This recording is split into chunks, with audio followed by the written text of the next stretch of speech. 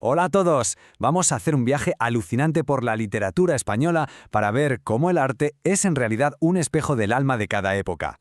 Es increíble cómo la forma de ver la vida puede cambiar tantísimo en apenas un par de siglos. Y para empezar, mirad esto, porque aquí está la clave de todo. Por un lado, el barroco con una visión del mundo pesimista, compleja, casi como un laberinto. Y por el otro, el romanticismo, que va a tope con la emoción, con lo que se siente aquí dentro. Son literalmente dos universos a punto de chocar. Bueno, pues vamos allá. Primera parada, el barroco. Una época llena de paradojas, porque, y esto es lo más curioso, el mayor esplendor artístico de la historia de España nace precisamente de su crisis más profunda. Es que hay que ponerse en situación. El siglo XVII en España fue un momento durísimo. El gran imperio se desmoronaba, la economía estaba por los suelos, había derrotas militares, pobreza, un panorama bastante desolador. Y claro, todo ese malestar, ese pesimismo, se coló hasta la médula en el arte. Y aquí viene lo fascinante, la gran contradicción. Justo en medio de esa decadencia, el arte vive una explosión de talento increíble. Es el segundo siglo de oro. De repente, aparecen genios como Quevedo, Góngora, Calderón de la Barca. La pregunta es inevitable. ¿Cómo es posible tanto arte, tanta genialidad, en mitad del caos? Esa es la gran cuestión del barroco. Para entender el shock que supuso el barroco, tenemos que mirar un poquito hacia atrás, al Renacimiento. Aquello era optimismo, equilibrio, armonía, un lenguaje claro y sereno. Pues bien, el barroco es la ruptura total. Es un giro de 180 grados. Pasamos de la confianza en el ser humano al pesimismo, y de la calma a un arte retorcido, complejo y lleno de movimiento. Y en la poesía barroca la tensión se podía cortar con un cuchillo. Fue un auténtico campo de batalla entre dos estilos totalmente opuestos, liderados por dos de los mayores enemigos de nuestra historia literaria. A ver, para entenderlo fácil, teníamos dos bandos. Por un lado, el conceptismo, que era todo ingenio. La clave era la idea, el juego de palabras brillante, decir muchísimo con muy poco. Y en el otro lado, el culteranismo, que era pura belleza formal. El placer de usar un lenguaje rico, culto, lleno de metáforas deslumbrantes. Vamos, dos formas radicalmente opuestas de entender qué era un buen poema. Y aquí tenemos a los dos capitanes de cada equipo. Por un lado, Francisco de Quevedo, el rey absoluto del conceptismo. Y su archienemigo, Luis de Góngora, el máximo exponente del culteranismo. Su rivalidad fue legendaria, ¿eh? Se odiaban a muerte y usaban sus sonetos como armas para atacarse sin piedad. Fijaos en un ejemplo del estilo de Góngora. Es pura orfebrería verbal.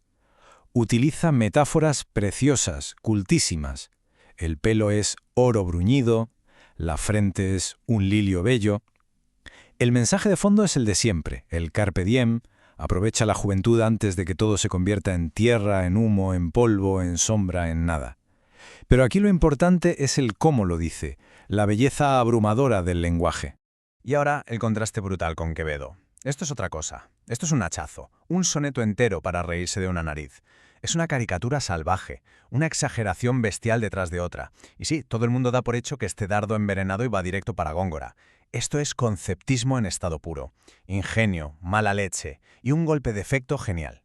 Vale, dejamos atrás la oscuridad y la complejidad del barroco y damos un salto de casi 2 siglos, porque lo que viene ahora, en el XIX, es una auténtica revolución, una explosión de sentimientos. Es la llegada del romanticismo, una reacción contra las normas que pone al individuo y sus emociones en el centro de todo. Con el romanticismo, las reglas del juego cambian por completo. El protagonista absoluto es el yo, las emociones del poeta llevadas al extremo. La naturaleza deja de ser un simple paisaje para convertirse en un espejo del alma del artista.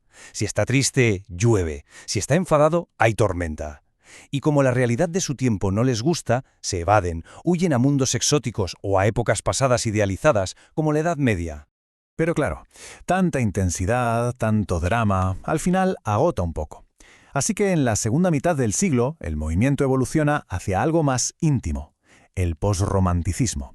Es como una versión más madura, más serena. Se mantienen los grandes temas, el amor, la soledad, el dolor, pero ahora se expresan de una forma mucho más sencilla, más susurrada, más personal. Venga, y ahora nos vamos a centrar en un autor que es importantísimo para el examen, Gustavo Adolfo Bécquer, la gran figura del posromanticismo en España. Con Becker vemos una especie de evolución del romanticismo. Mantiene los grandes temas como el amor, la muerte o el misterio, pero su forma de contarlos es diferente. Su estilo es mucho más sencillo, más íntimo, más directo. No es tan grandilocuente ni exagerado como los primeros románticos. Busca el sentimiento puro. Y es que su vida, la verdad, fue muy complicada, corta, marcada por la enfermedad, la pobreza y el desengaño.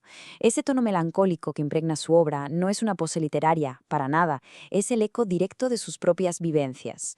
Y lo más curioso es que su gran fama le llegó solo después de su muerte, gracias a la labor de sus amigos que rescataron su obra del olvido. Entonces, ¿quiénes fueron esas personas importantes a su alrededor?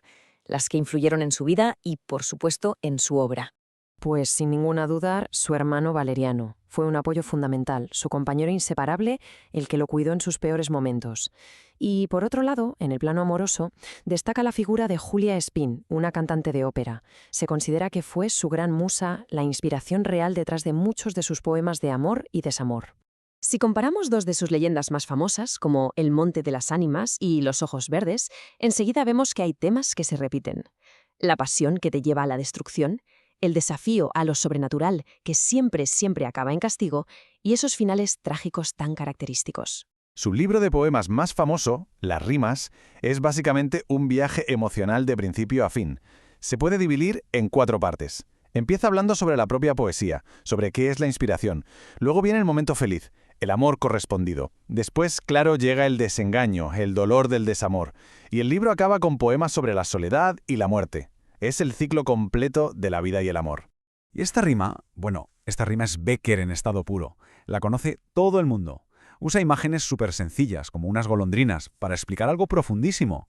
La naturaleza es cíclica, las golondrinas volverán, sí, pero aquel amor, el que se vivió, el que se perdió, ese era único e irrepetible. Ese no volverá, es de una belleza y una tristeza que te dejan sin palabras. Y el péndulo de la historia sigue moviéndose. Después de la explosión del yo, de la subjetividad romántica, pues el péndulo se va justo al otro extremo. Llega un movimiento que dice, basta de mirarse el ombligo, vamos a mirar por la ventana y a contar lo que vemos. Llega el realismo. El realismo, como su propio nombre indica, quiere ser un espejo de la sociedad de su tiempo. Su objetivo es retratar la vida tal cual es, sin idealizarla, sin adornos. Se centra en la burguesía, en la vida en las ciudades, en los problemas cotidianos, casi como si fuera un documental de la época. Y para lograr esa supuesta objetividad, los escritores realistas tenían una herramienta clave: el narrador omnisciente. Es una especie de voz en off que lo sabe absolutamente todo. Sabe lo que hacen los personajes, lo que piensan, sus secretos más ocultos. Es como si tuviera una cámara dentro de sus cabezas. Esto le permite al autor darnos un retrato completísimo y muy detallado de ese mundo. Así que fijaos en el viaje que hemos hecho. Empezamos con el barroco y su idea de la vida como un sueño o una ilusión. Saltamos a la explosión de sentimiento del romanticismo y acabamos en el intento del realismo por capturar la verdad objetiva. Y todo esto nos lleva a una última reflexión, ¿no?